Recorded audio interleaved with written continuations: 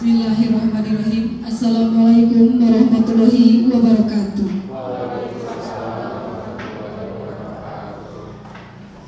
Selamat siang, salam sejahtera untuk kita semua. Yang terhormat Kepala SMA Negeri 25 Garut, Bapak Cucu Iman SPDMM. Yang kami hormati Wakil Kepala Sekolah Bidang Kurikulum, Wakil Kepala Sekolah Bidang Kesiswaan, Wakil Kepala Sekolah Bidang Sarana Prasarana, Wakil Kepala Sekolah Bidang Hubungan Masyarakat, dan Bapak Ibu tenaga pendidik SMA Negeri 25 Garut. Hadirin yang berbahagia, pertama-tama tiada kata yang patut kita sampaikan melainkan ucapan syukur kehadirat Allah Subhanahu wa Ta'ala yang memberikan nikmat sehat, nikmat sempat sehingga kita semua berkesempatan hadir dalam acara diseminasi penerapan budaya positif di sekolah. Salawat beriring salam tak lupa kita ucapkan kepada Nabi besar Muhammad Sallallahu Alaihi Wasallam. Bapak dan Ibu yang kami hormati, marilah kita awali acara ini dengan mengucapkan Bismillahirrahmanirrahim bersama-sama.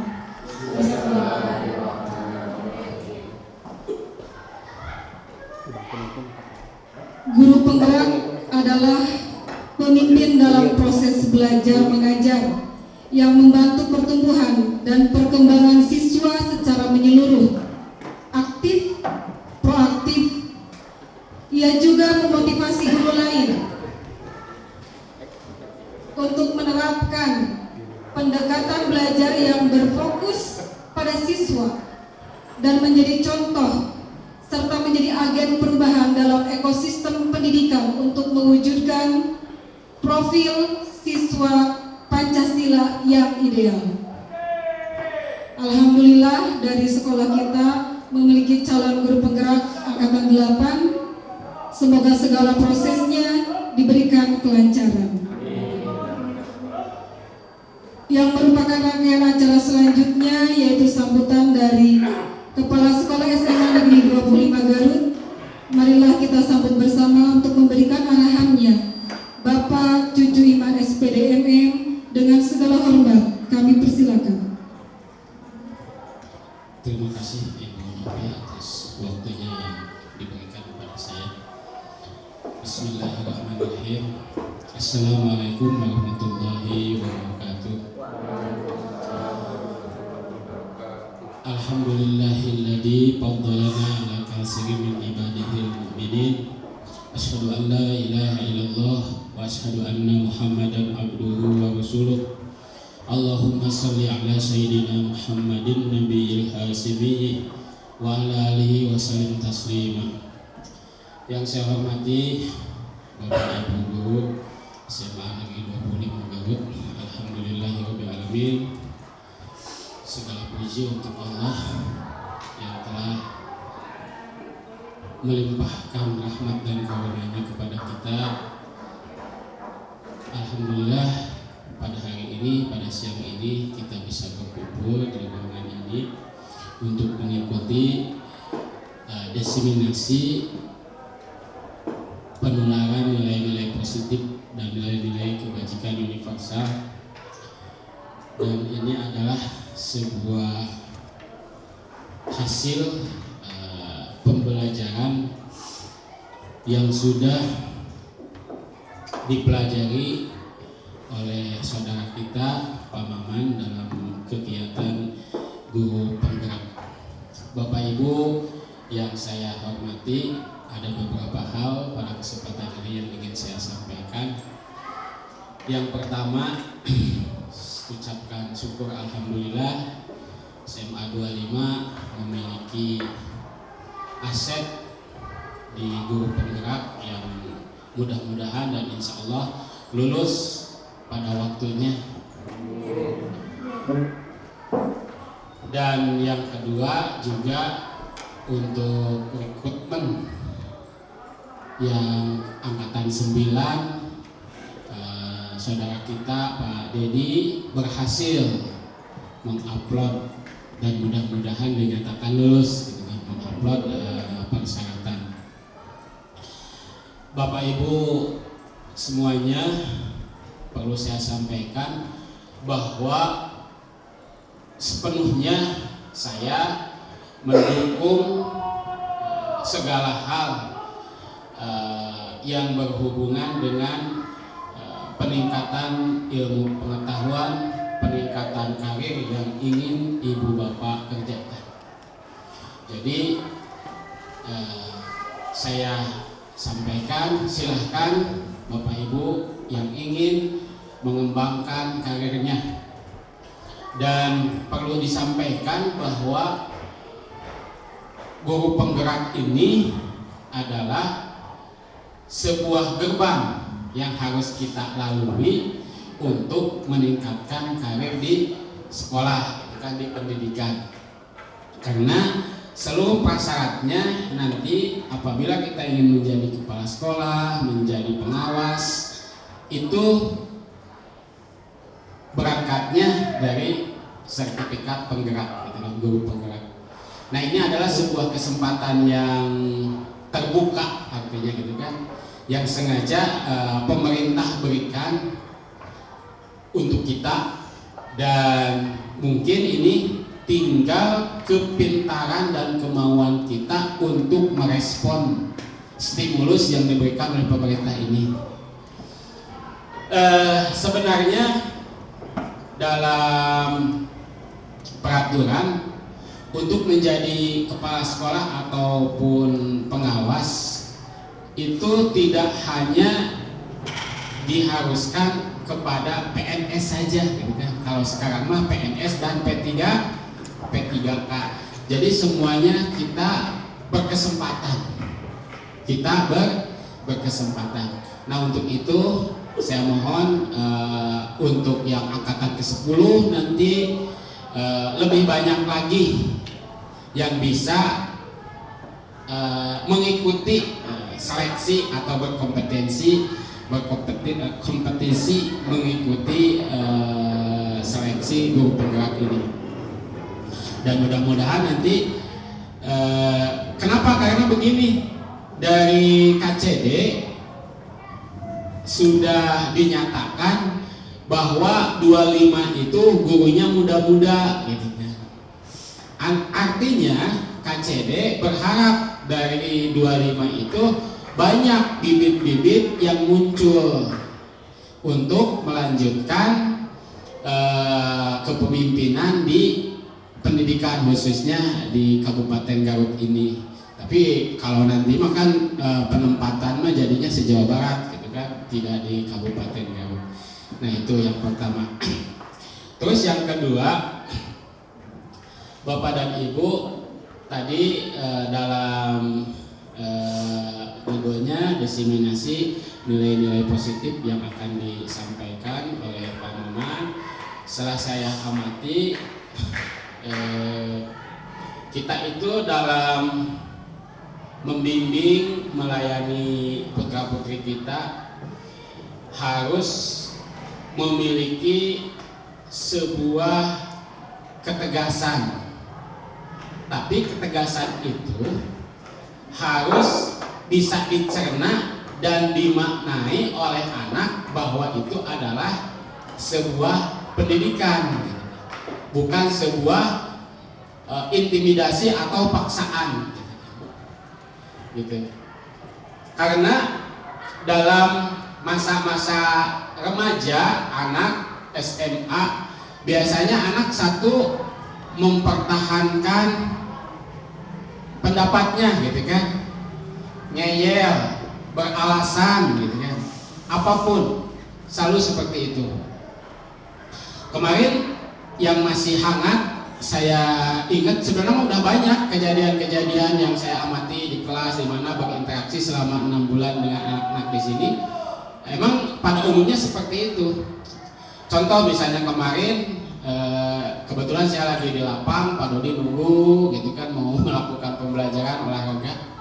Cung-cung ada anak satu, datang lagi satu, Pak, saya mau pakai celana seragam aja olahraganya ya, gitu kan.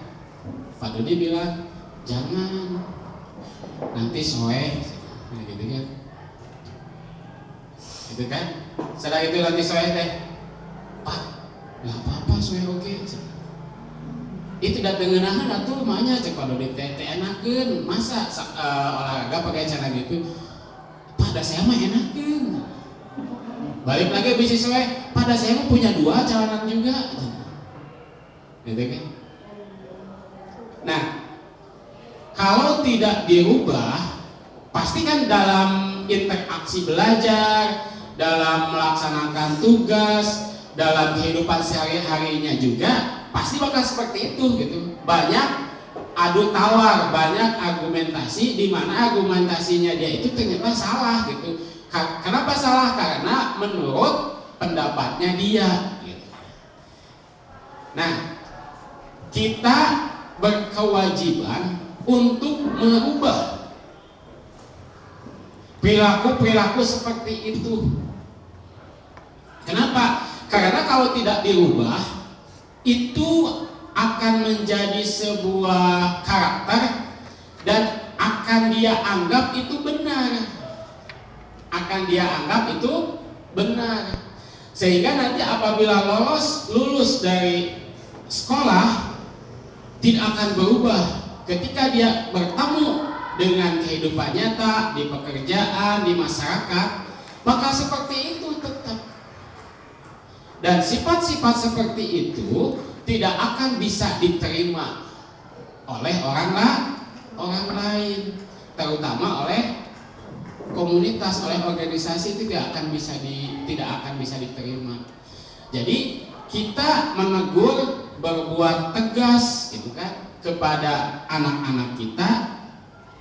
Saya sampaikan lagi karena kita sayang, bahwa kita tahu ke depannya sikap seperti itu tidak akan laku. Coba bayangkan kalau dia bekerja misalnya, ya nanti setelah lulus bekerja, cek dunungan nanti atau cek atasannya atau cek supervisornya, kamu kerjakan ini. Pak, da ieu teh kieu, Pak ieu teh kieu digarikeun teh. Gitu kan? Beralasan gitu kan? Bakal lama enggak kerjanya? Tidak. Terus dia nyari terus gitu. Dia tidak akan bertemu dengan sebuah keberhasilan. Terus dia ngeluh, nah orang dosa naon gitu. Sagala teu payu, sagala hese gitu. Nah, jangan sampai seperti itu. Karena mereka itu akan hidup berkelanjutan.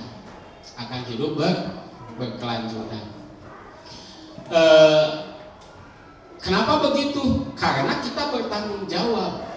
Jadi saya juga berpikir di sekarang itu kan serba mudah ya. Mau pergi Bandung Garut cuma 1 jam, 1 jam setengah. Mau apa-apapun enak, panas, ada AC gitu kan. Ini ada ini. Tempat-tempat belajar, rumah sakit begitu mudah gitu kan, banyak semua. Itu siapa yang merancang, siapa yang melakukan gitu. Pernah berpikir Bapak Ibu seperti itu? Pernah belum? Enggak, pernah pasti. Siapa? Pasti itu yang melakukannya adalah obrolan-obrolan atau ide-ide atau keinginan orang-orang pendahulu kita yang memang sudah memprediksi bahwa generasi penerusnya gitu, yaitu kita generasi penerusnya harus bisa hidup lebih baik gitu. Jadi semuanya sebenarnya itu sudah disiapkan oleh leluhur-leluhur kita gitu.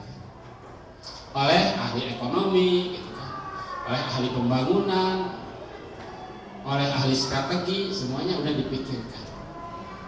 Nah, di sini juga kita harus seperti mereka, gitu maksud saya.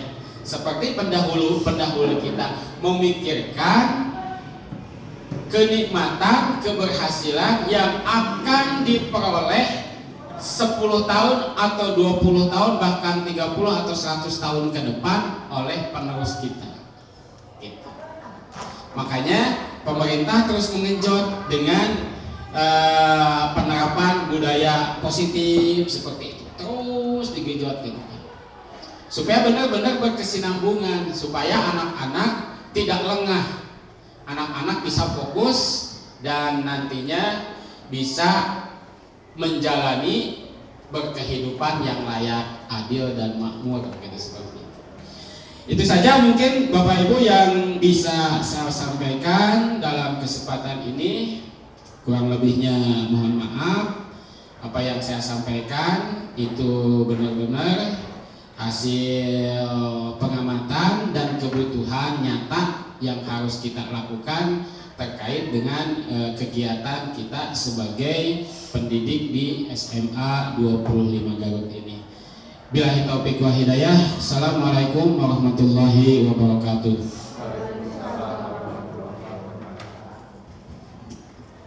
Terima kasih kepada Bapak Cucu Iman SPDMM yang telah memberikan sambutannya.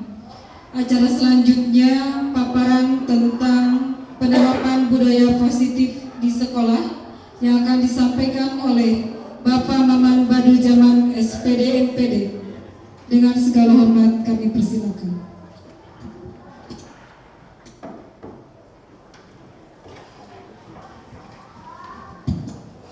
Bapak Ibu, saya tidak akan menemani sampai selesai dan sekarang mohon pamit karena ada keperluan. Mohon maaf ya. Terima kasih.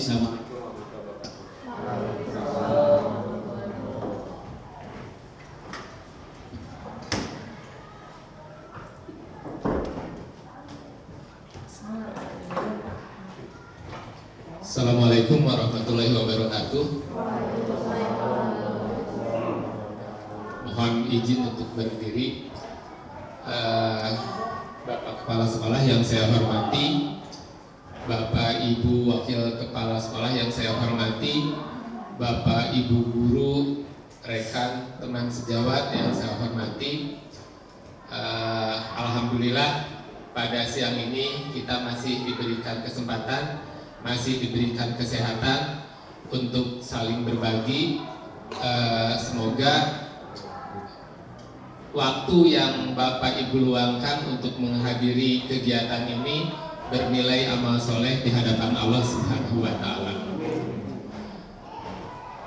Karena seharusnya mungkin jam ini Bapak Ibu melakukan aktivitas yang lain, tetapi karena ada kegiatan ini Bapak Ibu menyediakan waktunya untuk mengikuti kegiatan ini. Untuk itu saya ucapkan banyak terima kasih. Semoga Allah membalas dengan yang lebih baik. Kita lanjutkan. Sebelum kita mulai pemaparan saya, agar konsentrasi kita bisa kembali penuh dalam keadaan siang yang ditemani dengan angin sepoi-sepoi ini, apalagi barusan sudah makan siang, memang enaknya tidur gitu. Tetapi agar konsentrasi kita kembali, kita akan sedikit melakukan kegiatan untuk mengembalikan konsentrasi kita. Kita akan bermain-main untuk tepuk tangan saja. Ya, saya komando tepuk tangan. Yang pertama, kalau saya bilang pagi, maka tepuknya 1 kali. Kalau saya bilang siang, 2 kali. Kalau saya bilang sore, 3 kali. Tapi kalau saya bilang malam, malam itu hening, tidak boleh ada yang mengganggu, tepuknya tidak sampai. Oke, siap? Oke, siap. Selamat pagi, siang, sore, malam, pagi, sore, malam. Ya, mungkin masih ada nasi yang belum tercerna sempurna gitu ya. Oke, terima kasih. Tepuk tangan untuk kita semua.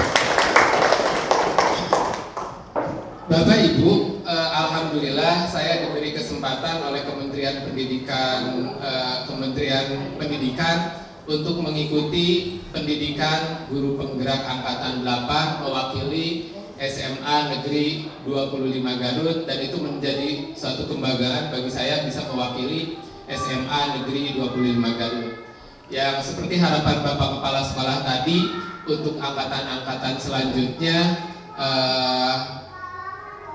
saya mengajak agar semuanya, karena saya juga mendapatkan amanat dari KCD seperti yang tadi disampaikan oleh Pak Kepala, karena katanya di SMA 25 ini banyak potensinya, maka kalau misalkan digali sangat luar biasa kemungkinannya, gitu ya.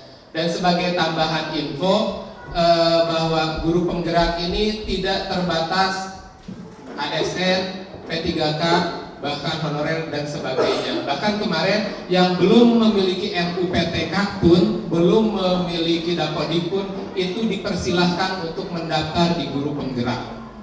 Kemudian tambahan lagi, satu lagi, bagi Bapak Ibu guru yang belum PPG ya, ternyata bagi peserta guru penggerak ketika mengikuti PPG itu tinggal mengikuti UP-nya saja.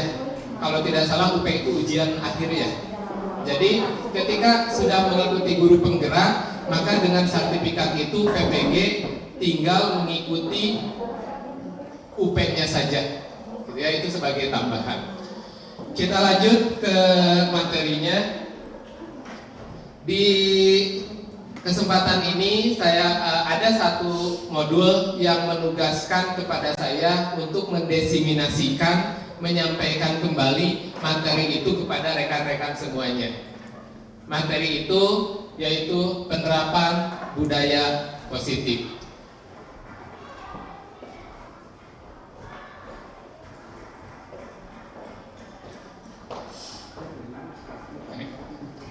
Untuk memulai ini ada satu simulasi, ada satu permainan namanya cobalah buka. Sekarang anggap misalkan seperti ini, di genggaman Bapak Ibu memiliki sesuatu yang sangat berharga bagi diri kita. Nah, dipegang kuat-kuat, maka kemudian saya akan mulai merayu Bapak Ibu. Contoh, Bu Deka, bersediakah membuka genggaman Ibu? Tidak bersedia. Pak Rijal, mohon sekali bisa untuk dibuka pegangannya? Tidak bisa. Kemudian Pak Ateng, bersediakah Bapak? Karena saya kan teman Bapak untuk membuka genggaman itu. Boleh ditambah kata-kata? Silakan. Kalau sekiranya ini dapat membuahkan hasil yang terbaik, saya akan buka. Terima kasih. Oke. Nah, sekarang dari 2-3 contoh ini, Bu Deka ternyata walaupun saya rayu tidak bersedia membukanya. Pak Rijal juga sama, Pak Ateng dengan catatan tertentu, insya Allah saya siap membukanya. Kita lanjut.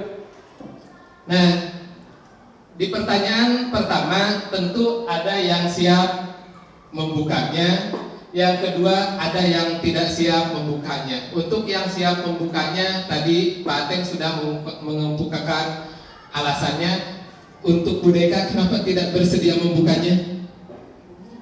Karena ini sangat berharga, buat apa dikasihin ke orang lain? Karena sesuatu yang berharga itu tidak untuk dibagikan kepada orang lain.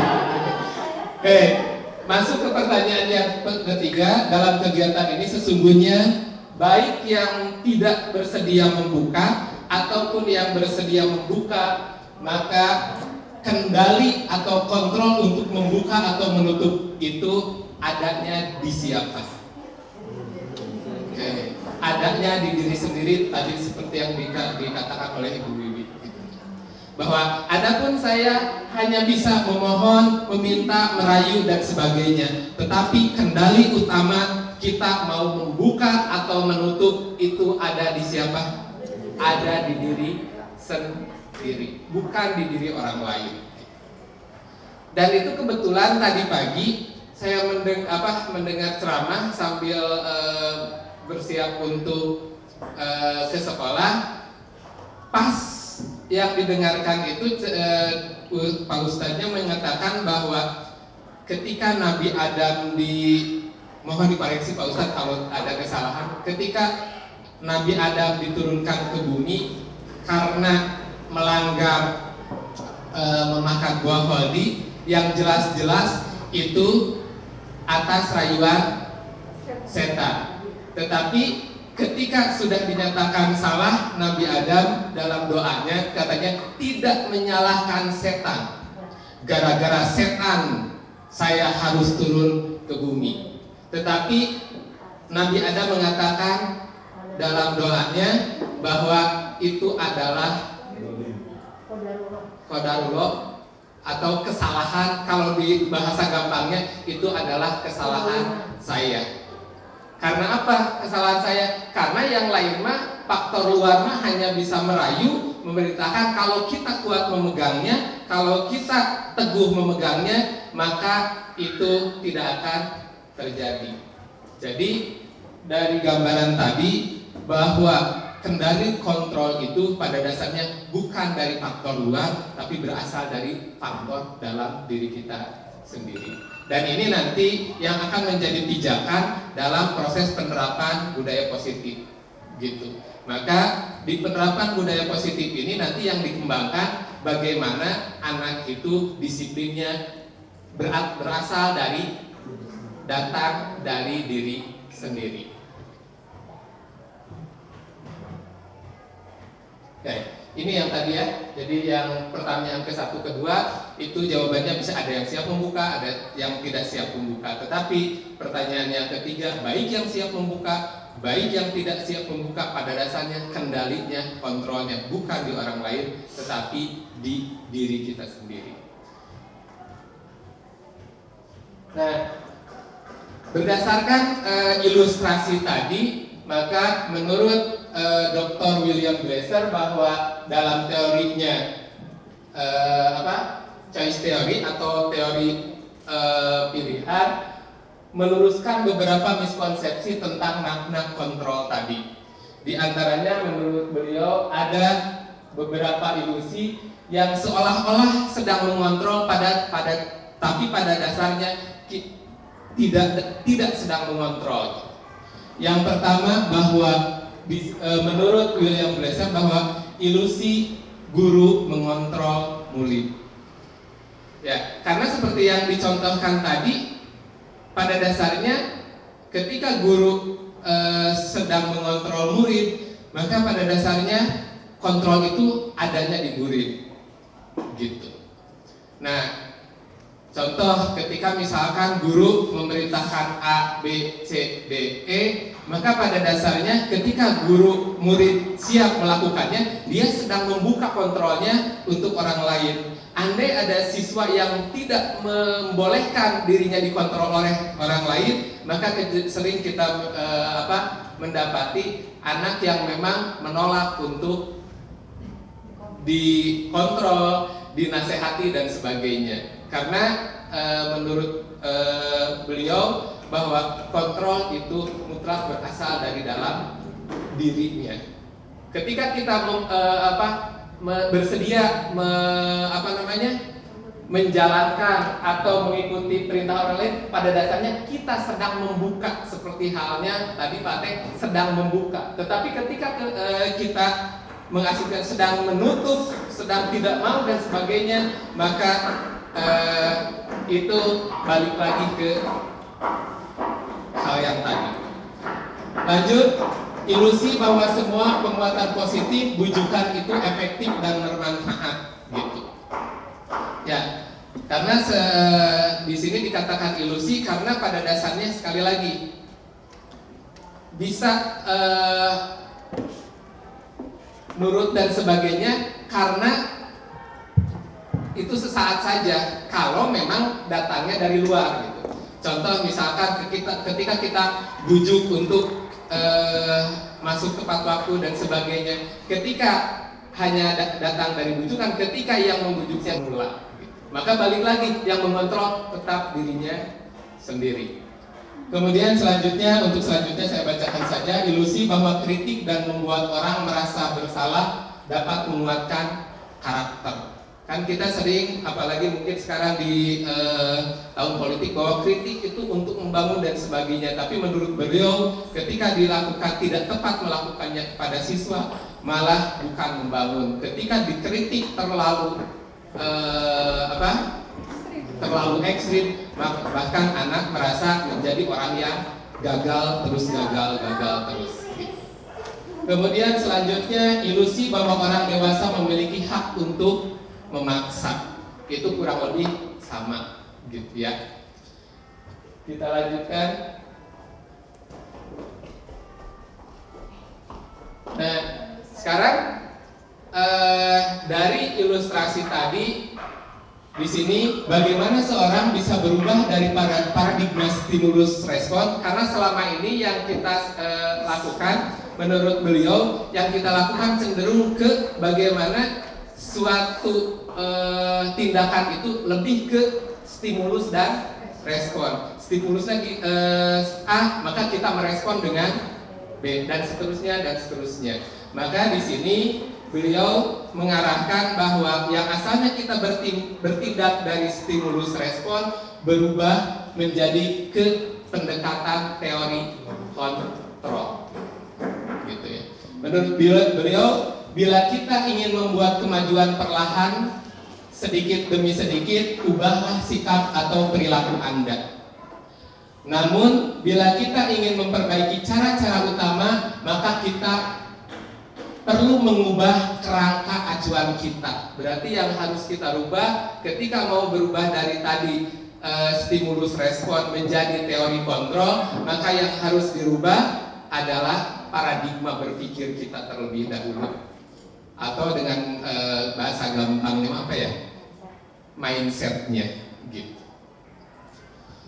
Nah, ini salah yang membedakan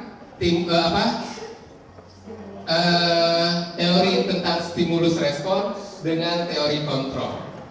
Yang pertama, bahwa realitasnya menurut stimulus respon bahwa kebutuhan kita sama. Jadi makanya akhirnya kita sering menyamaratakan gitu. Tetapi kalau menurut teori kontrol bahwa realitasnya kebutuhan kita berbeda-beda.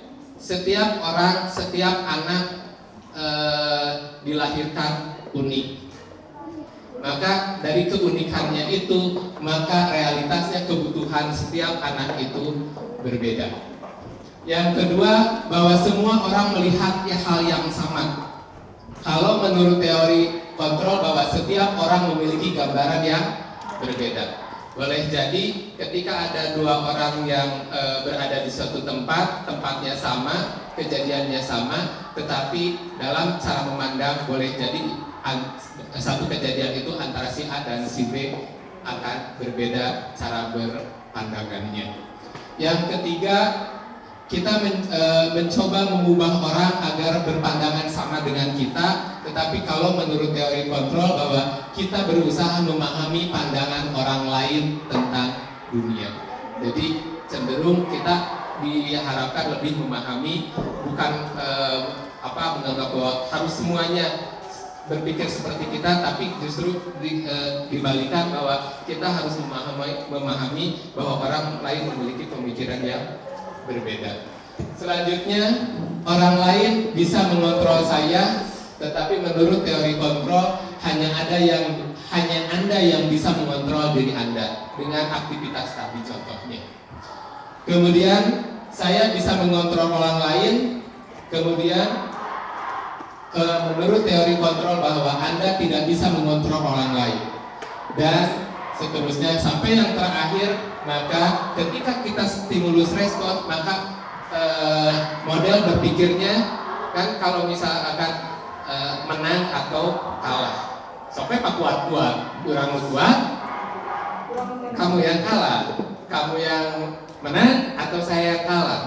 Tetapi dalam penanganan di sekolah, maka kita sudah selayaknya berpikir ketika menangani satu kasus, bukan kita yang menang, siswa yang kalah, siswa yang menang, kita yang kalah, maka kita bergeser ke pemikiran siswa harus menang, kita pun akan menang. Maka model berpikirnya menjadi menang dan menang. Nah, kita masuk ke yang sering kita geluti di dalam keseharian kita.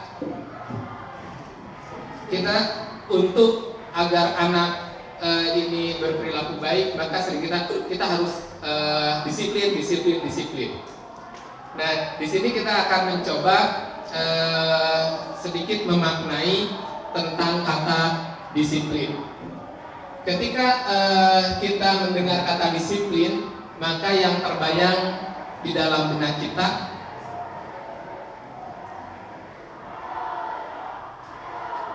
bahwa kebanyakan orang akan menghubungkan kata disiplin dengan biasanya tata tertib, aturan, hukuman, dan sebagainya. Lalu mengikuti aturan ini mau dan seterusnya. Kemudian kata disiplin juga sering dihubungkan dengan hukuman dan seterusnya. Nah, sekarang kita lihat pemaknaan disiplin menurut Ki Hajar Dewantara yang menjadi bapak pendidikan yang filosofisnya dipakai oleh dunia pendidikan kita, bahkan di kurikulum Merdeka sangat digembor-gemborkan tentang filosofi pemikiran Ki Hajar Dewantara. Menurut Ki Hajar Dewantara menyatakan bahwa untuk mencapai kemerdekaan atau dalam konteks pendidikan kita saat ini, untuk menciptakan murid yang merdeka, syarat utamanya adalah harus ada disiplin yang kuat. Tetapi disiplin yang dimaksud oleh beliau adalah disiplin diri yang memiliki motivasi internal. Jadi yang ditebalkannya, yang menjadi highlight, yang menjadi pokok utamanya, disiplinnya itu harus disiplin yang berasal dari diri, yang motivasinya berasal secara internal. Karena tidak mungkin kita menyebutkan bahwa anak-anak harus merdeka tanpa kalau tidak memiliki disiplin dari dalamnya, kemudian kita menyebutkan merdeka belajar dan sebagainya, maka yang akan mendisiplinkan bukan dari luar harapannya, tetapi yang disiplin itu datangnya dari internal, dari dalam diri sendiri. Nah, kemudian pernyataan dari Ki Hajar Dewantara tadi selaras dengan pernyataan Diana Gosen yang menyatakan bahwa disiplin diri dapat membuat seseorang menggali potensinya menuju kepada sebuah tujuan, sesuatu yang dihargai dan bermakna. Dengan kata-kata lain, disiplin diri juga mempelajari bagaimana cara kita mengontrol diri dan bagaimana menguasai diri untuk memilih tindakan yang mengacu pada nilai-nilai. Tambahannya, kalau menurut Gosen, bahwa disiplin ini harus dikaitkan dengan nilai-nilai. Nah, nilai-nilai yang dimaksud itu adalah nilai-nilai kebajikan yang baik tanpa pandang bulu, suku, ras, dan sebagainya, bahwa nilai itu pasti menurut contoh misalkan gini. Ketika saling menghormati itu dijunjung, maka pasti setiap orang kemungkinannya tidak ada yang berdebat bahwa saling menghormati itu adalah nilai yang baik. Beda agama, mau beda suku, pasti ketika kita menjunjung nilai kata-kata misalkan saling menghormati, maka semuanya kemungkinan besar setuju bahwa itu adalah nilai yang harus dijunjung. Maka ini yang disebut dengan nilai-nilai kebajikan. Nah, nilai-nilai kebajikan adalah sifat-sifat positif manusia yang merupakan tujuan mulia yang ingin dicapai setiap individu. Seperti yang tadi saya contohkan. Kemudian tujuan mulia ini di sini mengacu pada nilai-nilai atau prinsip mulia yang dianut seseorang. Kita namakan nilai-nilai tersebut sebagai nilai-nilai kebajikan yang universal. Jadi yang disebut dengan nilai kebajikan universal seperti yang saya tadi contohkan, bahwa ketika kita mengatakan menjunjung, saling menghormati, saya yakin bahwa beda pandangan dan sebagainya. Ketika mengatakan harus saling menghormati, yang tidak menghormati pun mengakui kalau saling menghormati itu adalah nilai yang baik. Nah, yang menjadi acuan tadi nilai-nilai kebajikan universal. Maka akhirnya dirumuskanlah di pendidikan Indonesia, maka nilai-nilai kebajikan universal itu apa? Gitu. Maka dirumuskanlah untuk dunia pendidikan di Indonesia, nilai-nilai kebajikan itu dirumuskan dalam profil pelajar Pancasila.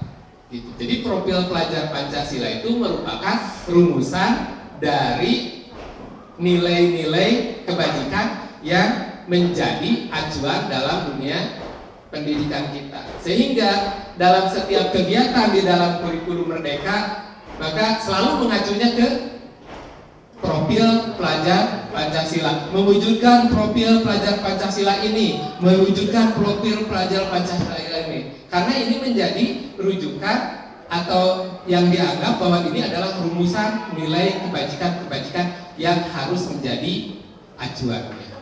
Gitu. Di beberapa negara yang lain pun sama. Ini salah satu contohnya. Kalau di Indonesia, di dunia pendidikan kita, nilai kebajikannya berupa profil pelajar Pancasila. Yang poin pertama, beriman, bertakwa kepada Tuhan Yang Maha Esa dan berakhlak mulia. Kedua, mandiri, bernalar kritis, berkebinekaan global, gotong royong, dan kreatif. Contoh di organisasi yang lain mengemukakan bahwa nilai kebajikannya adalah contoh di sini dari apa ya dibacanya? Ya seperti itulah, gitu ya. Nah maka nilai kebajikan yang menjadi anutannya, yang menjadi tolak ukurnya, toleransi, rasa hormat, integritas, mandiri, menghargai, antusias, empati, keingintahuan, kreativitas, kerjasama, percaya diri, komitmen. Dan ini kita bisa adopsi nanti dalam kegiatan materi selanjutnya.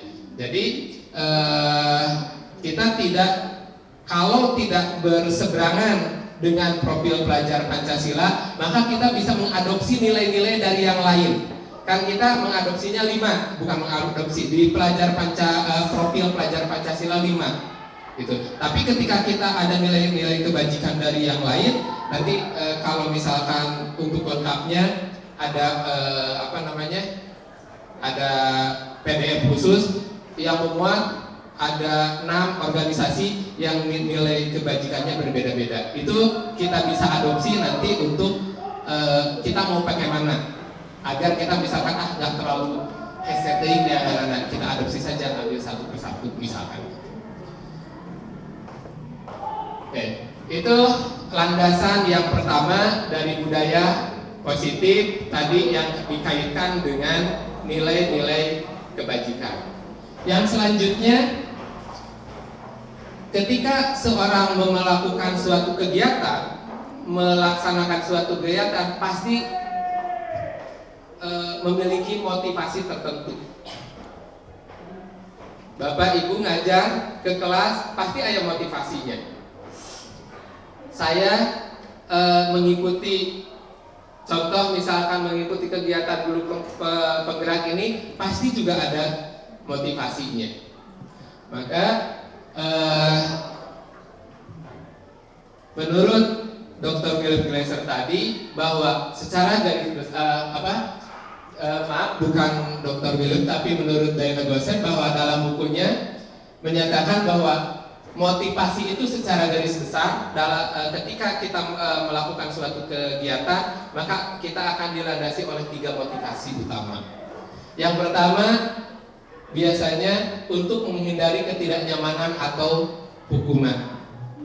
Ya, ketika kita melakukan sesuatu boleh jadi termasuk saya sendiri terkadang dan lamun teu ngalakukeun bisa dihukum.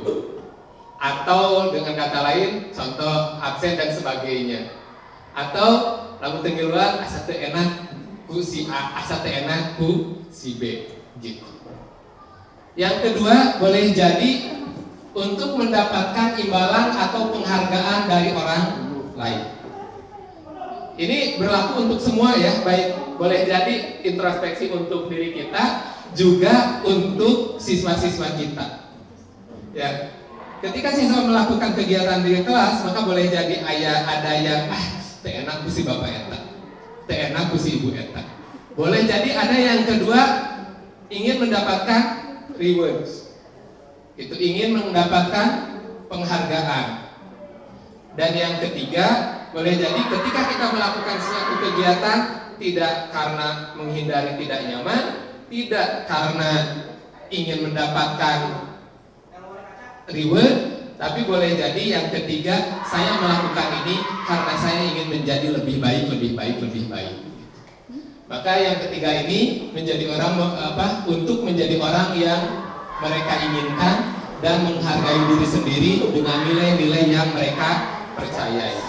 Ya, ketika saya melakukan, mereka mempercayai bahwa kualitas diri saya akan menjadi lebih baik. Ketika saya mempelajari ini, saya yakini maka itu akan bermakna pada diri saya dan seterusnya.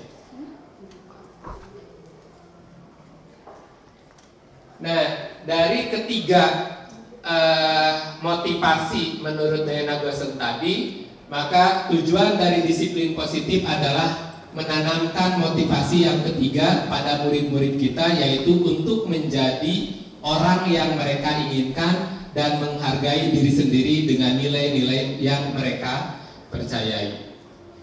Ketika murid-murid kita memiliki motivasi tersebut, mereka telah memiliki motivasi intrinsik yang berdampak jangka panjang, motivasi yang tidak akan terpengaruh pada adanya hukuman atau hadiah.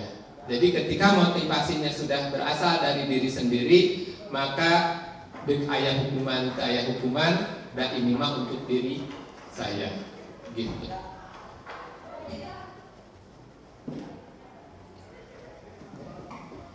Nah, dalam penerapan kedisiplinan,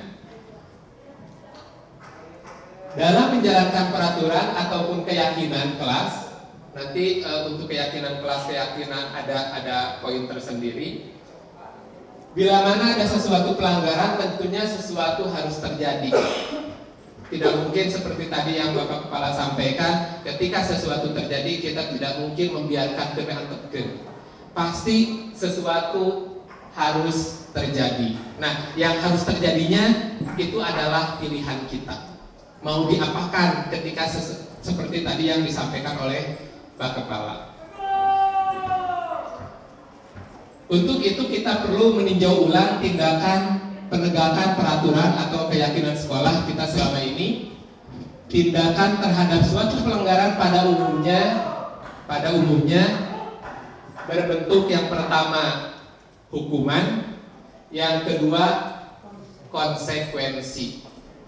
Nanti kita sedikit buka bahwa apa perbedaan hukuman dengan konsekuensi. Tetapi dalam hal ini, dalam modul ini kita akan diperkenalkan program disiplin positif yang dinamakan restitusi. Boleh jadi restitusi ini secara alami pernah kita lakukan gitu.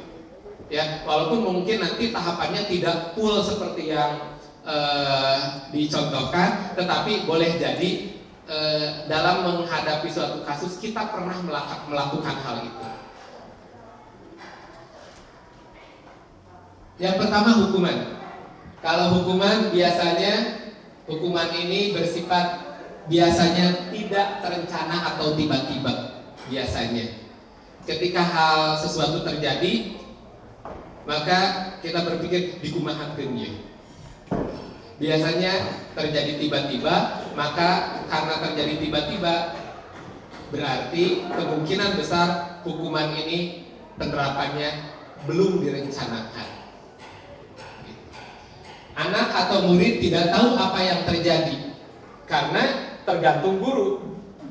Kumaha guru tadi kejadiannya tiba-tiba, maka respon gurunya pun tiba-tiba. Anak tidak tahu akan diapakan saya ini. Nah, hukuman bersifat satu arah dari pihak guru yang memberikan, dan murid hanya menerima suatu hukuman tanpa melalui suatu kesepakatan atau pengarahan dari pihak guru, baik sebelum atau sesudahnya. Hukuman yang diberikan bisa berupa fisik maupun psikis. Murid, anak disakiti oleh suatu perbuatan atau kata-kata. Ya, boleh jadi fisik, boleh jadi kata-kata. Karena kan yang menyakiti bukan hanya fisik, boleh jadi kata-kata lebih mendalam lukanya. Kemudian yang kedua, kita pun mungkin sudah terbiasa menerapkan konsekuensi. Kalau konsekuensi ini cenderung biasanya sudah lebih terencana. Gitu. Sesuatu sudah disepakati, sudah dibahas dan disetujui oleh murid dan guru. Umumnya bentuk-bentuk konsekuensi dibuat oleh pihak guru atau sekolah. Dan murid sudah mengetahui sebelumnya konsekuensi apa yang akan diterima bila pelanggaran itu terjadi. Pada konsekuensi, murid tetap dibuat tidak nyaman untuk jangka waktu pendek. Tetap walaupun sudah tahu konsekuensinya, angger ketika mendapatkan hal itu tetap tidak nyaman. Konsekuensi biasanya diberikan berdasarkan suatu data yang umumnya dapat diukur. Nah, adapun alternatif pemecahan masalah ketika menghadapi suatu permasalahan yang dihadapi oleh murid, maka di sini kita ada alternatif baru dalam menghadapi menyelesaikan kasus yang dihadapi oleh anak. Nah, secara teori seperti ini, dan di bagian akhir kita akan diberikan gambaran tahapan-tahapannya seperti apa. Gitu. Nah, secara teori restitusi adalah proses penciptaan kondisi bagi murid untuk memperbaiki kesalahan mereka. Jadi ketika sesuatu terjadi, nanti ada tahapan-tahapannya yang diharapkan murid sadar diri, justru diharapkan muncul dari dalam dirinya untuk memperbaiki dirinya. Sehingga mereka bisa kembali pada kelompok mereka dengan karakter yang lebih kuat. Justru kalau menurut restitusi, ketika anak bermasalah setelah dikuatkan, justru dia harus dikembalikan lagi ke kelompoknya. Jangan sampai diasingkan. Gitu. Karena ketika dia sudah berperilaku salah, kemudian diasingkan, maka boleh jadi si anak akan merasa terbebani terus dengan hal itu, dan dikhawatirkan dampaknya justru lebih buruk lagi. Restitusi juga merupakan proses kolaboratif yang mengajarkan murid untuk mencari solusi untuk masalah mereka dan membantu murid berpikir tentang orang seperti apa yang mereka inginkan dan bagaimana mereka harus memperlakukan orang lain. Nah, tadi kita sudah mengenal membahas tentang hukuman dan konsekuensi. Oke, di sini ada 11 kasus. Kira-kira dari kasus 1 sampai kasus 11, mana yang termasuk hukuman dan mana yang termasuk konsekuensi? Nomor 1 kira-kira apa ya? 100 kali di dalam buku kalimat saya tidak akan terlambat lagi karena terlambat ke sekolah. Boleh jadi hukuman, boleh jadi konsekuensi. Hukuman kalau tadi mungkin dianggap tiba-tiba, tapi kalau misalkan di sini ternyata sudah ada aturannya, ketika anak datang terlambat harus mencatat, maka anak mencatat itu dia sudah tahu, maka anak sudah menganggap oh konsekuensinya pasti harus ini. Seperti halnya yang bukan pernah kita lakukan ketika kita membuat kartu kasus ya. Ketika kamu silakan pilih kamu kartu, boleh jadi itu termasuk salah satunya masuk ke sini. Yang kedua, lari mengelilingi lapangan basket 2 kali karena terlambat hadir di sekolah. Nah, ini cenderung ke hukuman. Ya. Karena apa? Karena boleh jadi tidak biasanya kalau konsekuensi sudah dipikirkan ini apa gitu. Ya tidak sampai melenceng antara misalkan pelanggarannya dengan hukumannya. Kemudian yang ketiga, keempat, kelima, keenam, ketujuh, kedelapan, kesembilan, kesepuluh. Murid yang ketiga, murid diminta untuk push up 15 kali karena tidak menggunakan masker. Biasanya cenderungkan hukuman. Nomor 4,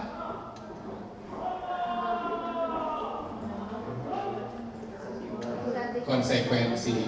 Kemudian nomor 5, cenderung ke hukuman. Yang keenam,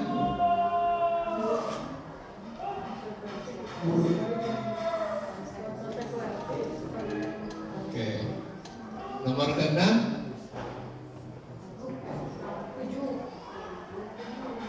tujuh, hukuman. Membersih nomor 8, konsekuensi. Nomor 9,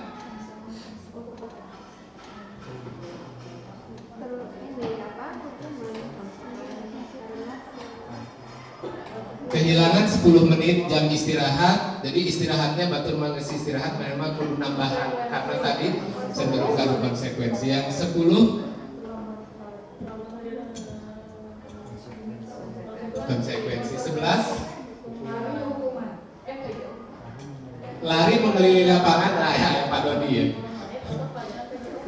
Lari mengelilingi lapangan basket 2 kali karena terlambat 10 menit untuk pelajaran PJOK.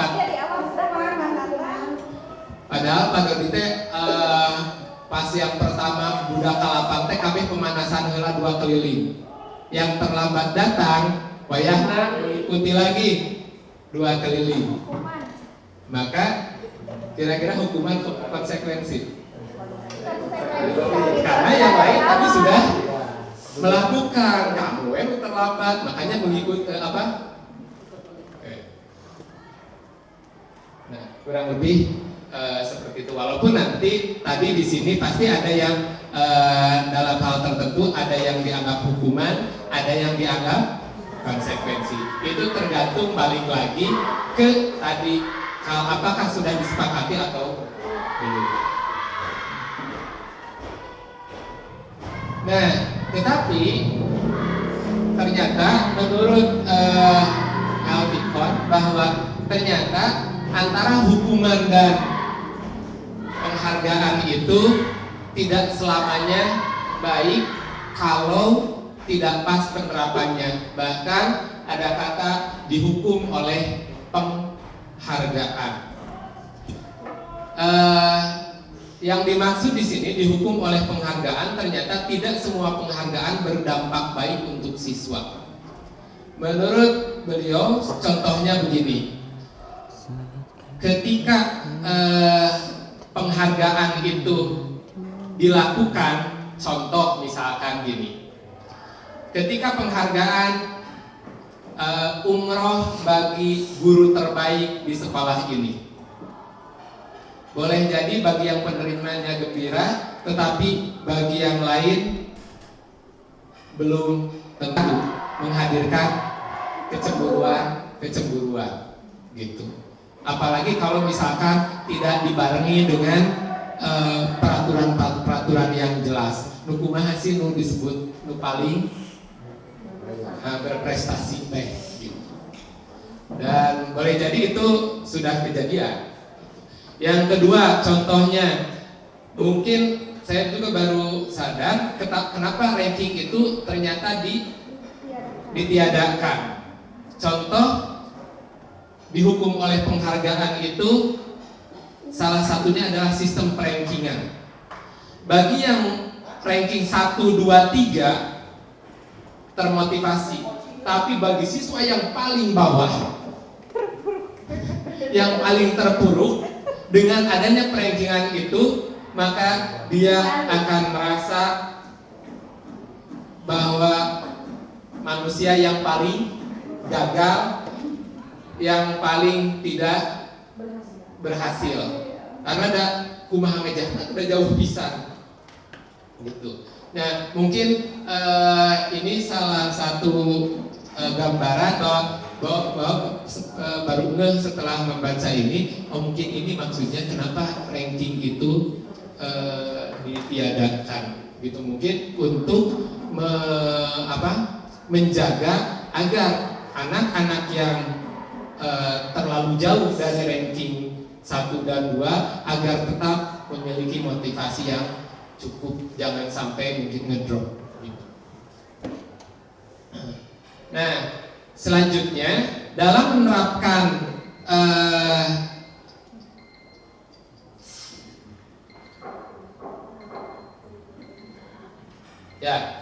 dalam menerapkan konsep ideal tadi bahwa anak itu harus disiplin berasal dari motivasi intrinsik, maka kurang lebih kita sekarang baru mulai masuk ke langkah-langkahnya.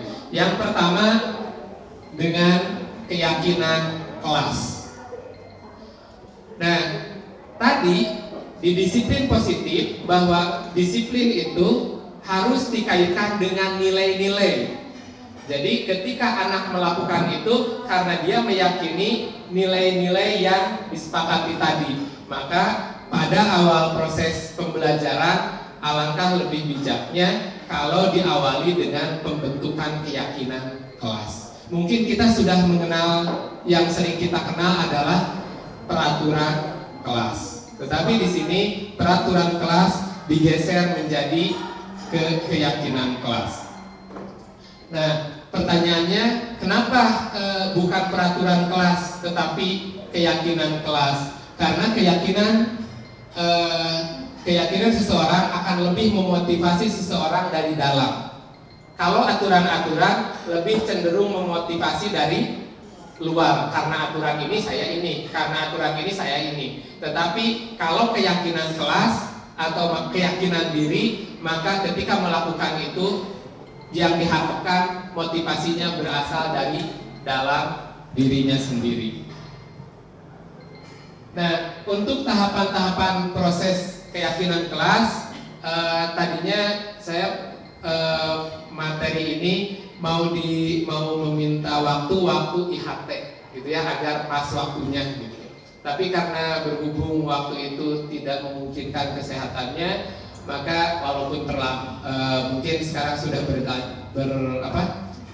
berlalu sebenarnya, karena kita sudah masuk ke hampir minggu yang keempat, tapi tidak ada salahnya saya sampaikan ini.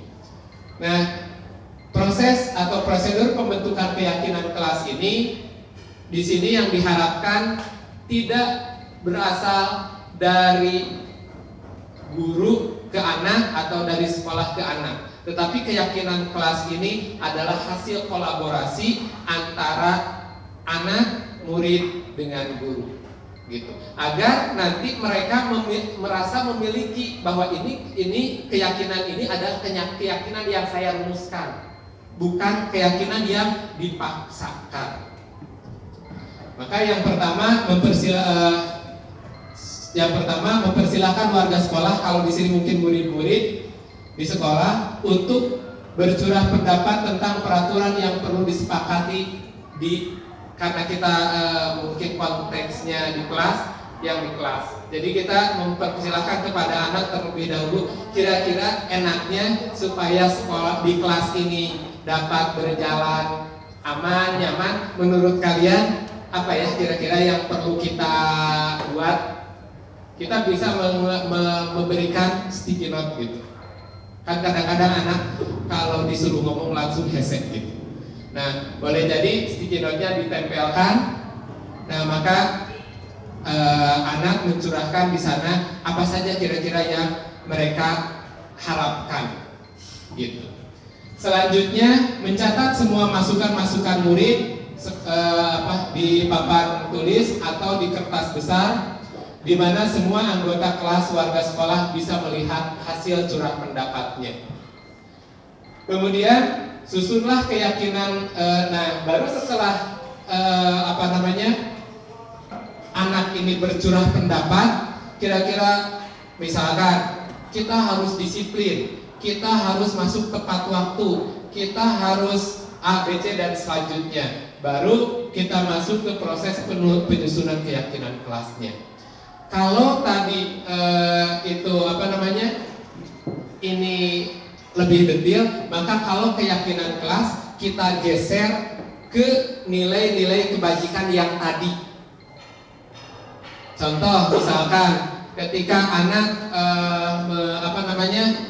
menuliskan harus disiplin, harus datang tepat waktu, harus apa dan seterusnya, maka kita rumuskan menjadi yang lebih sesuai dengan nilai kebajikan. Misalkan komitmen. Nah, kemudian yang selanjutnya hindari kata-kata negatif. Misalkan jangan berlari di kelas atau koridor, maka dirubah menjadi berjalanlah di kelas atau di koridor. Nah, maksudnya agar nilai-nilai positif yang dimunculkan bukan kata-kata yang negatif.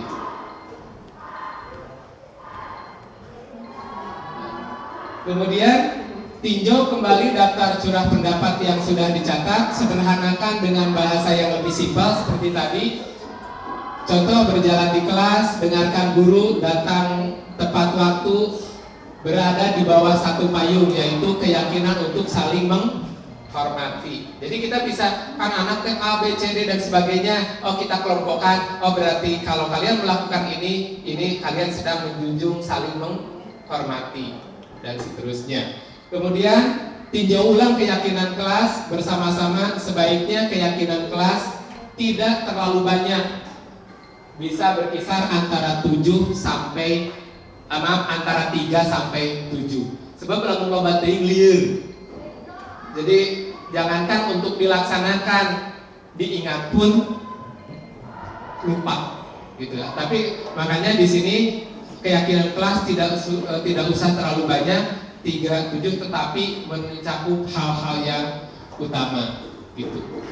Nah, setelah keyakinan kelas selesai dibuat, maka semua warga kelas dipersilakan meninjau ulang dan menyetujuinya dengan menandatangani keyakinan tersebut termasuk guru dan semua murid. Nah, maka di sini guru nanda tangan, murid menandatangan bahwa ini bukan kesepakatan. Ini bukan ibu, bukan bapak yang memaksakan, tetapi keyakinan-keyakinan ini hasil kita rumuskan bersama. Gitu. Nah, di skala sekolah, maka keyakinan kelas ini hendaknya dilaksanakan dalam penyusunan visi, karena mungkin nilai-nilai kebajikannya kalau di tingkat sekolah dirumuskannya dalam bentuk visi, gitu ya. Nah, boleh jadi sekarang kadang-kadang kita tidak paham ketika, termasuk saya sendiri, ketika saya sedang mendisiplinkan anak, visi mana dari sekolah yang sedang mau dicapai. Saya sadari tidak untuk orang lain, saya sendiri nggak tahu visi yang mana di sekolah yang saya sedang kerjakan.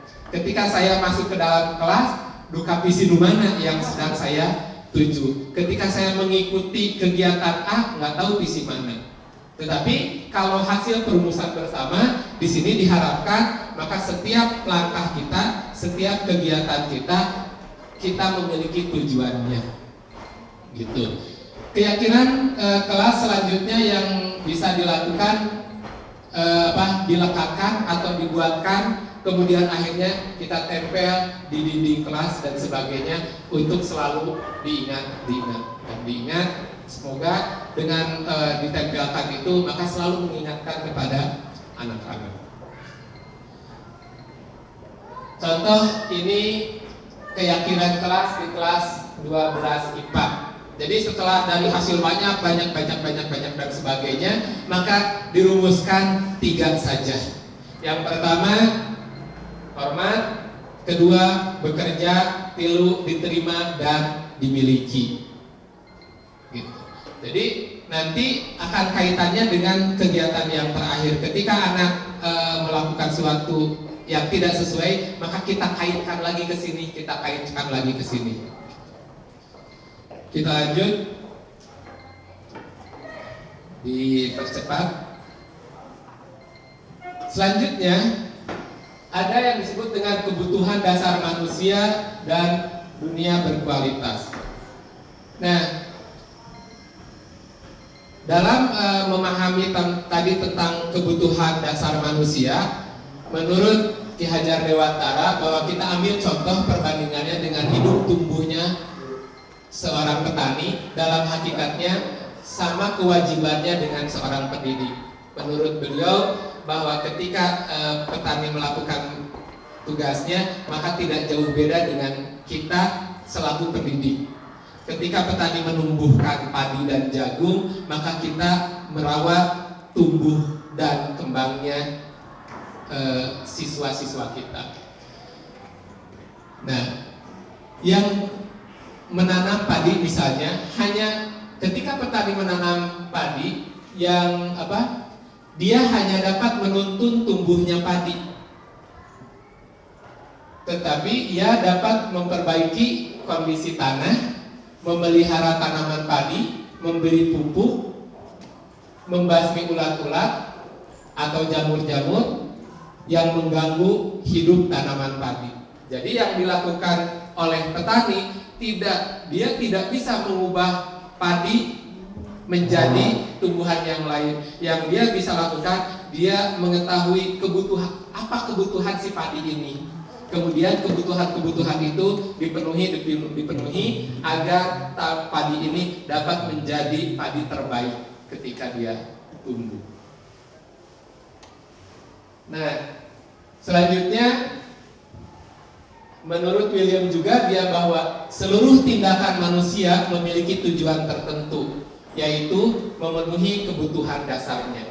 Jadi ketika seorang berperilaku, pasti dia memiliki tujuan. Tujuannya adalah untuk memenuhi kebutuhan dasarnya. Contoh misalkan ketika murid berperilaku dominasi ke teman yang lainnya, pasti dia memiliki tujuan. Nah, tujuannya apa? Maka secara garis besar tujuan itu dibagi kebutuhan dasar manusia itu dibagi 5. Nah, ketika 5 kebutuhan dasar itu sudah dipenuhi secara memadai, maka murid akan tumbuh dengan seimbang dan bahagia. Sebaliknya, jika kebutuhan dasar ini tidak dapat terpenuhi, maka seorang akan mengalami emosi yang negatif. Nah, di antara 5 kebutuhan dasar itu yang pertama adalah untuk bertahan hidup. Boleh jadi ketika kita melakukan suatu tindakan, atau misalkan ada seseorang yang melakukan tindakan di luar nalar sampai rela melakukan apa-apa, dia justru untuk bertahan hidup. Gitu ya, kita sering melihat ada kejahatan dan sebagainya, boleh jadi dia untuk bertahan hidup. Karena mungkin ada kebutuhan dasarnya yang tidak terpenuhi, makanya dia harus melakukan itu. Gitu. Yang kedua, tentang kebebasan. Ya. Kemudian yang ketiga, kesenangan. Yang keempat, penguasaan. dan yang kelima adalah kasih sayang dan rasa diterima. Mungkin ini adalah kebutuhan dasar manusia.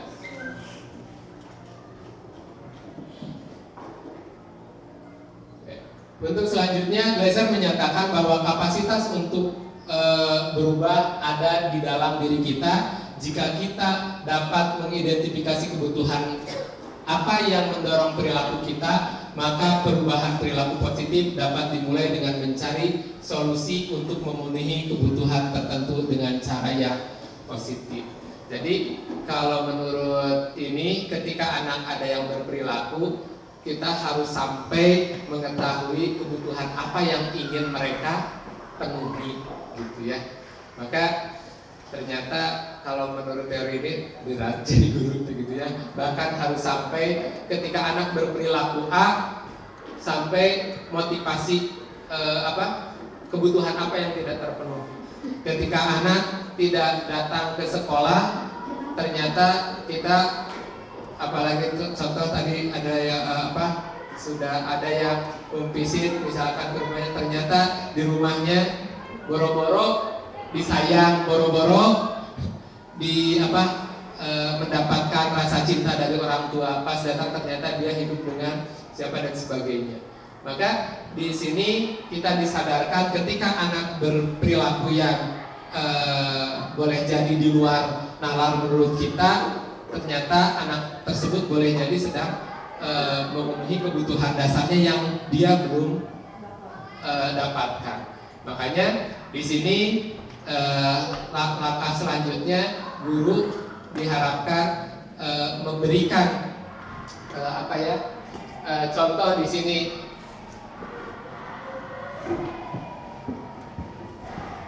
Nah, oke. Baik tua, muda, anak kecil, contoh, maka dia butuh kesenangan. Nah, salah satu contohnya, ternyata anak SMA pun ketika diajak bermain-main masih kene resep gitu. Makanya dalam pembelajaran tidak ada salahnya kita di bagian tengah, ketika anak sudah merasa bosan dan sebagainya, kita bangkitkan lagi dengan ice breaking yang menghibur dan sebagainya. Karena pada dasarnya bukan hanya anak kecil, kita pun butuh kesenangan gitu. Maka kalau melulu harus serius terus, maka mungkin anak akan jadi. Kita lanjutkan. Nah, kemudian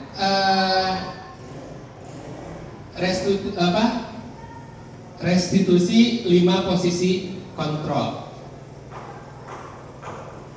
Nah, dalam posisi guru kepada siswa, menurut teori ini bahwa ada 5 kontrol guru terhadap siswa, terhadap anak. Yang pertama, guru dapat menjadi seorang penghukum. Seseorang penghukum bisa menggunakan hukuman fisik maupun verbal. Orang-orang yang menjalankan posisi penghukum senantiasa mengatakan bahwa sekolah memerlukan sistem atau alat yang dapat lebih menekan murid-murid lebih dalam lagi. Maka biasanya kata-kata yang keluar adalah patuhi aturan saya. Kemudian kamu selalu saja salah, dan seterusnya.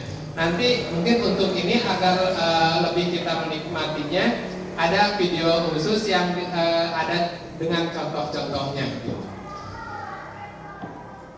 Nah, yang kedua, guru bisa sebagai pembuat rasa bersalah. Ketika anak melakukan suatu kesalahan, maka guru dengan kata-kata lembutnya bisa mengatakan bahwa anak itu akan merasa bersalah. Sekali lagi untuk lebih detailnya ada video khusus, kita tonton setelah ini. Kemudian yang kedua, kadang guru berposisi sebagai teman. Nah, pada posisi ini, guru pada posisi ini tidak akan menyakiti murid, namun akan tetap berupaya mengontrol murid melalui persuasi. Posisi teman pada guru bisa menegatif ataupun positif. Positif di sini berupa hubungan baik yang terjalin antara guru dengan murid. Guru di posisi teman menggunakan hubungan baik dan humor untuk mempengaruhi seseorang. Mereka akan berkata, ayo bantulah dan seterusnya. Nah, tetapi kelemahannya kadang anak ini dia akan melakukan hal tersebut pada guru tersebut saja, karena dia merasa temannya dengan guru tersebut. Sedangkan dengan guru yang lain boleh jadi perilakunya kembali ke keadaan semula. Kita percepat saja. Yang keempat, posisi sebagai pemantau. Ketika berposisi sebagai pemantau, biasanya dikaitkan dengan aturan-aturan. Aturannya ini, kamu harus ini. Aturannya itu, kamu harus itu. Gitu. Dan yang diharapkan adalah posisi yang kelima, guru sebagai manajer. Nah, dalam menghadapi suatu kasus, posisi terakhir manajer adalah posisi di mana guru berbuat sesuatu bersama dengan murid, mempersilahkan murid mempertanggungjawabkan perilakunya, mendukung murid agar dapat menemukan solusi atas permasalahannya sendiri. Seorang manajer telah memiliki keterampilan di posisi teman maupun pemantau, dan dengan demikian bisa jadi di waktu-waktu tertentu kembali kepada kedua posisi tersebut bila diperlukan.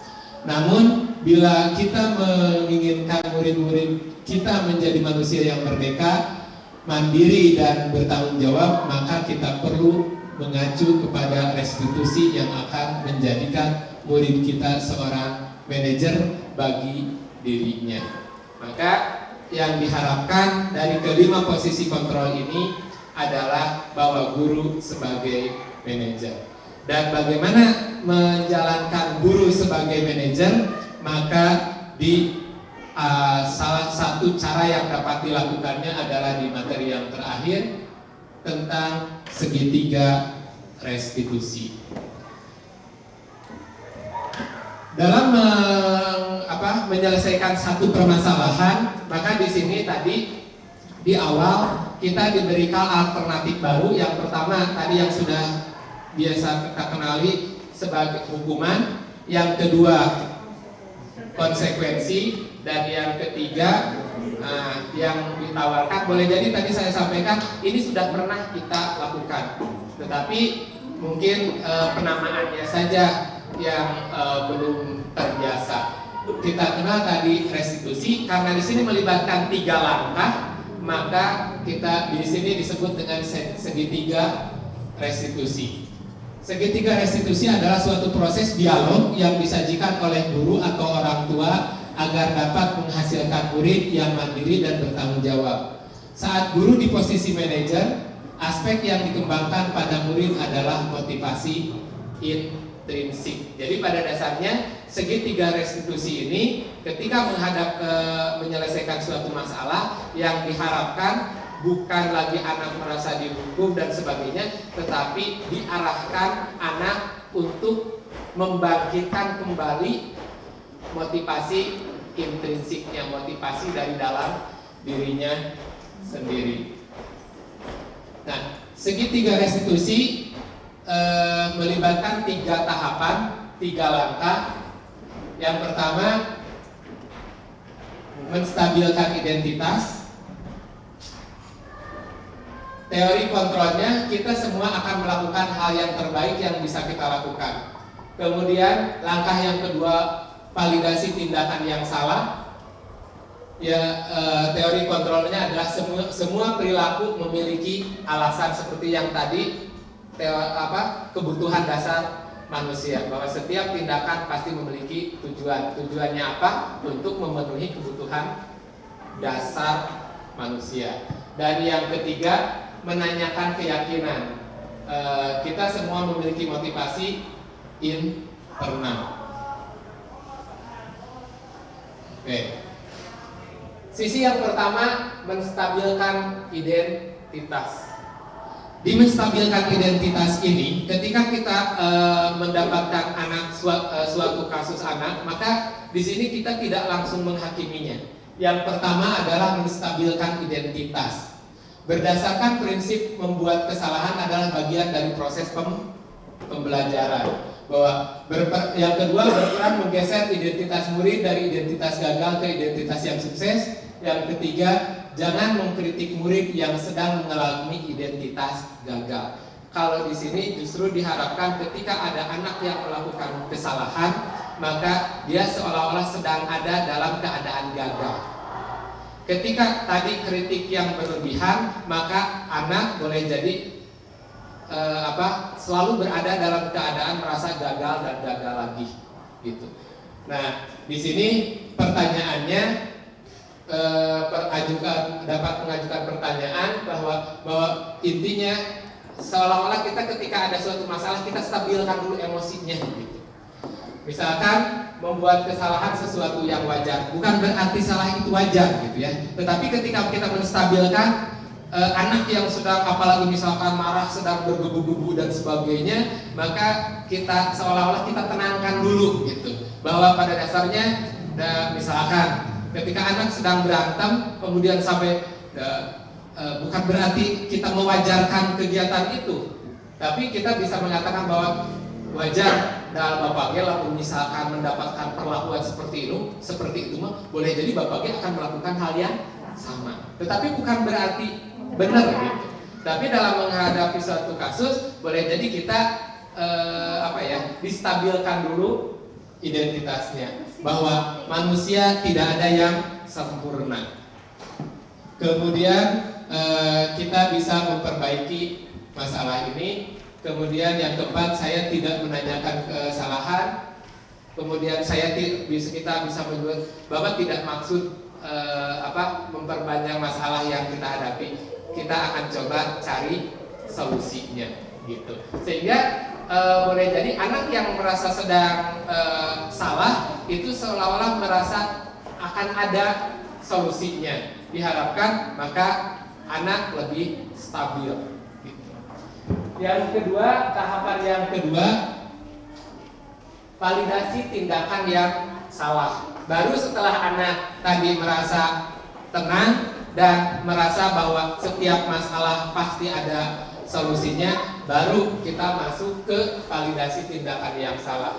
Di sini berdasarkan prinsip setiap perilaku berupaya memenuhi suatu kebutuhan tertentu, kemudian guru akan bergeser dari pemikiran stimulus respon yang tadi kamu kira saya dan seterusnya, maka di sini mulai digeser dari tadi kalah menang kalah, tapi kita mulai mencari bahwa kamu bisa menang, nanti yang lain pun akan sama menang. Dan selanjutnya menggali dan mengakui kebutuhan murid ini dapat memperbaiki hubungan dengan murid. Dan yang keempat, pertanyaan disampaikan dengan nada suara tidak menghakimi dan tidak memojokkan. Maka kata-kata yang bisa diajukan ini alternatif ya, boleh jadi dalam pelaksanaannya tergantung kemampuan guru dalam mengolah kata-katanya. Karena tidak termasuk saya juga tidak terlalu pandai ini harus bagaimana dan sebagainya. Maka di sini diberikan acuan-acuan kira-kira apa ya yang menjadi kira-kira yang perlu menjadi pertanyaannya.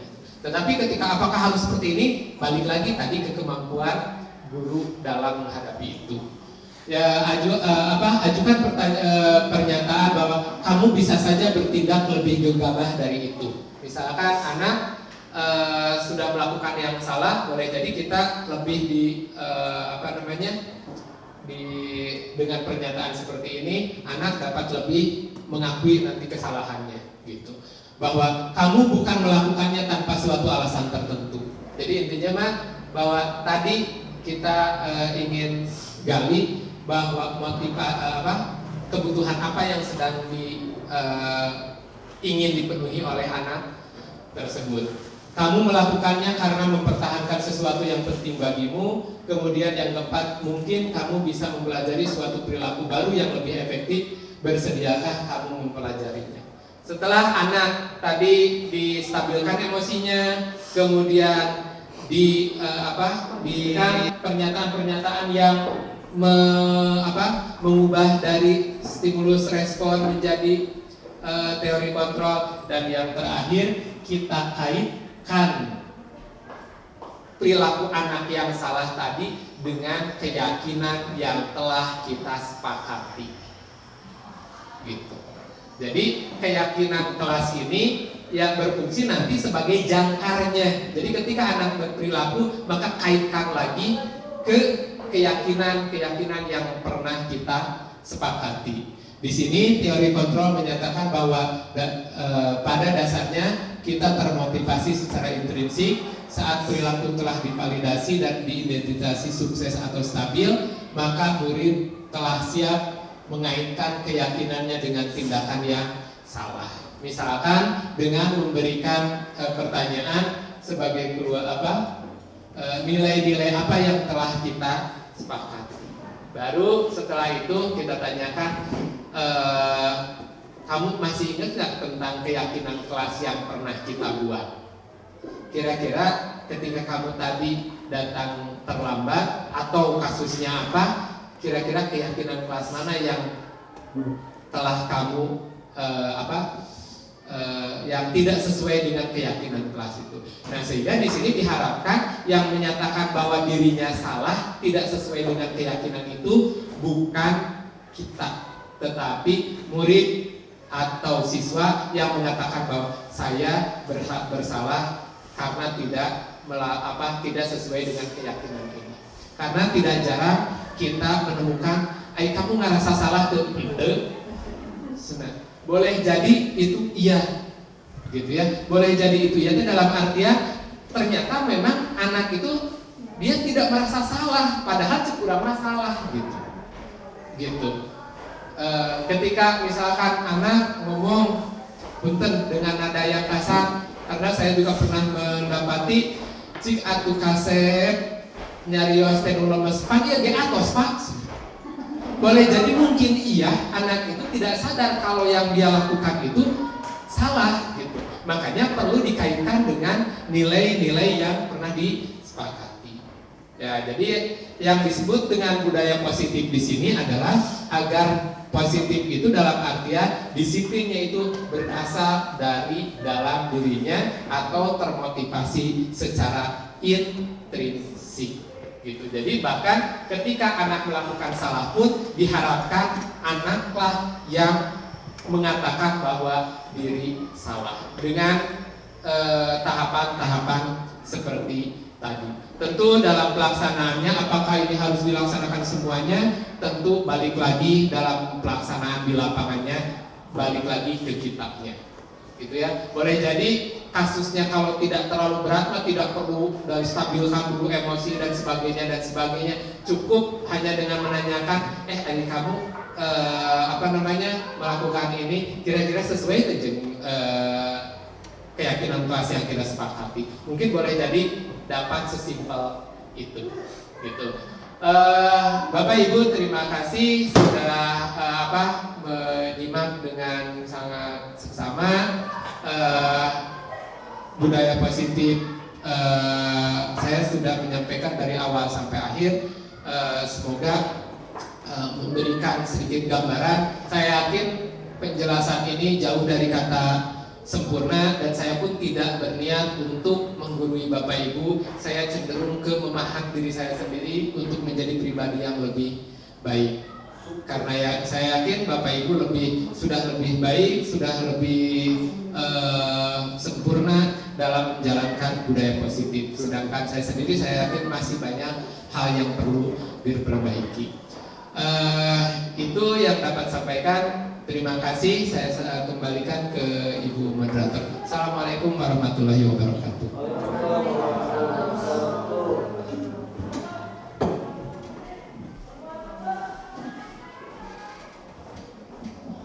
Terima kasih kepada Bapak Maman yang telah menyampaikan ilmunya mendesimasi pada hakikatnya adalah menyampaikan kembali.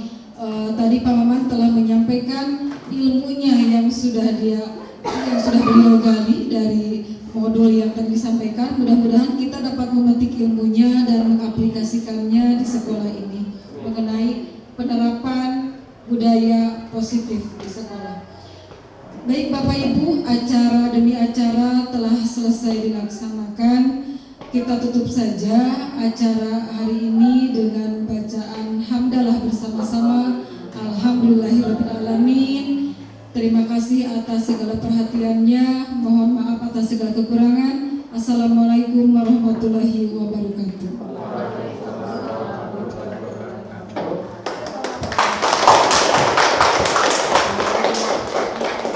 Ya, atur nuhun sadayana karena segala rupi perhatianna waktosna segala rupina nu kerana ayeuna tos nyantai, tos mungkin boleh jadi ada yang sudah pulang ke rumah tetapi menyempatkan waktunya. Saya tidak dapat memberikan apa-apa, hanya ucapan terima kasih saja. Semoga Allah yang membalas kebaikan Bapak Ibu semuanya. Assalamualaikum warahmatullahi wabarakatuh. Kita tutup dengan doa kafaratul majelis. Subhanakallahumma wa bihamdika asyhadu an la ilaha illa anta astaghfiruka wa atubu ilaik. Assalamualaikum warahmatullahi wabarakatuh.